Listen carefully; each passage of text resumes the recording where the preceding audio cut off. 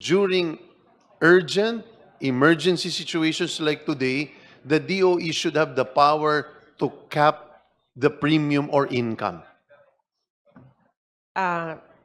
Ultimately, yes, Mr. Chair. Okay, Because maraming salamat. I just Okay want, na ako doon. yes, Ano bang kinakailangan ninyong power tuwing nagkakaroon ng extraordinary circumstances para yung presyo ay magkaroon tayo ng degree of control? Whether it is baguhin ang replacement system, kung ano man. Ano bang po pwede? Anong suggestion? um, Mr. Chair, for example, I think there has to be triggers when the regulation comes in. No? Ngayon kasi kailangan may state of emergency. So halimbawa, like on the excise tax that was passed by Congress here, ang trigger nun, $80 per barrel with a certain average. Pwede naman something like that, Mr. Chair. For example, why am I'm considering that? Kasi we have been over this past couple of weeks, we've been trying to dissect where are the problems in the industry. It's not just Petron, Caltex, and Shell.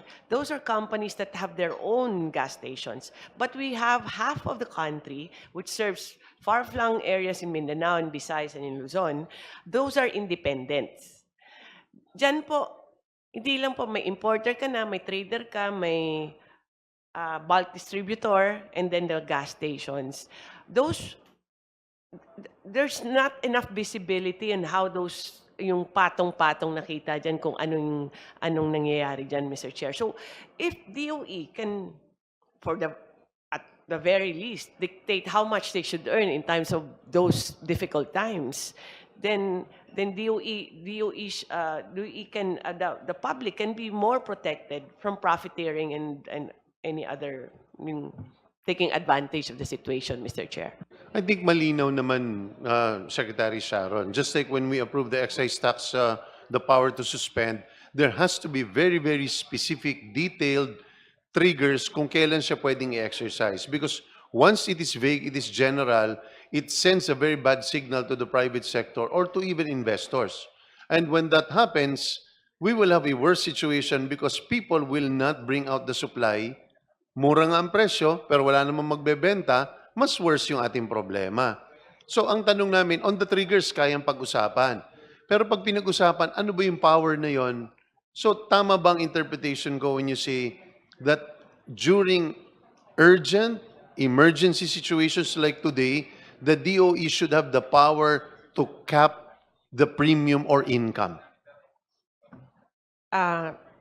Ultimately, yes, Mr. Chair. Okay, Because maraming salamat. just Okay want- na ako doon. Yes, Okay I na just ako want doon. to add, triggers can be based on price or on the availability of our reserves. No, we're trying to come up with the paper on this. Na halimbawa, pag ang inventory level natin is below 15, pero yung presyo mababa pa rin, it should trigger still. No, mga things like that, Okay. Mr. Chair. Okay, maraming salamat. Congressman Toby, go